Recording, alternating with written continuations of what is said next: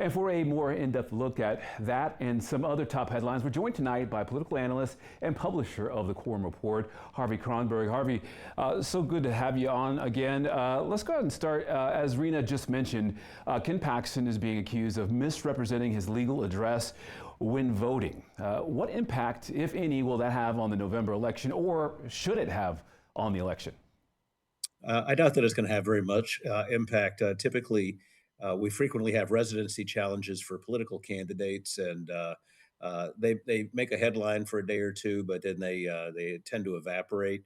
And since whatever prosecution is going to take place for voter fraud is going to take place in the office of the Attorney General, I doubt that the story is going to have very much legs. Yeah, and staying on the Senate rate, do you have a Senate race rather? Do you have a sense of John Cornyn voters, if they're going to support Paxton, vote for James Tallarico, or just simply stay home? Some of the early polling suggests that we're going to have if you're a Republican primary voter, the odds are you're probably going to break for Cornyn, but there's going to be some probably double-digit percentage that will simply skip the race. But let's remember, we're only talking about primary voters, which is a small fraction of the number of people that are going to show up in November. Obviously, Paxton is not as much of an issue for the Republican primary voter as he is likely to be for the general election voter. The general election voter has been watching months of Cornyn negative ads against Ken Paxton, and I think that's going to have a substantial impact on normal Republican turnout or Republican participation in that race. We shall see. And on the Democratic side, what will Jasmine Crockett voters do? She's made it clear that she isn't going to help get the vote out. So what do you expect her supporters to do on Election Day? I suspect that probably some significant portion will skip the race. They're not going to vote for Republican. African Americans, when they turn out, overwhelmingly vote Democratic. The question is not how Jasmine Crockett's voters are going to participate or where they're going to land. The question is actually how many African Americans are going to show up. In the 2024 presidential election, which usually has a huge turnout, African Americans dramatically underperform their historical percentages.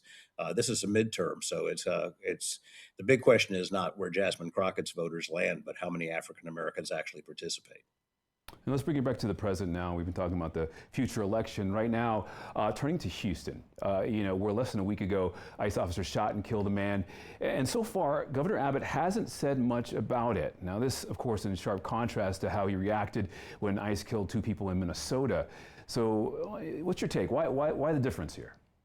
Well, there's two things that are going on. In Minnesota, we have lots of independent video that pretty much established that ICE lied. As the Houston Chronicle actually wrote in their editorial, the headline was ICE Lies. And you could call it an execution, you could call it murders, but it was clearly not justified homicides. And that was an easy one. It was also against American citizens. This one, there's very little corroborating evidence, and obviously ICE hasn't released tapes. There's more ambiguity here. And this was not an American citizen. This was obviously somebody who was undocumented.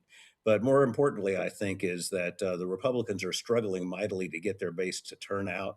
And that is still an incredibly undocumented workers and the pursuit of undocumented people in the states is still a driving issue for Republican voters. And so remaining silent has no downside in terms of the Republican base, despite the fact that it certainly appears to be a double standard.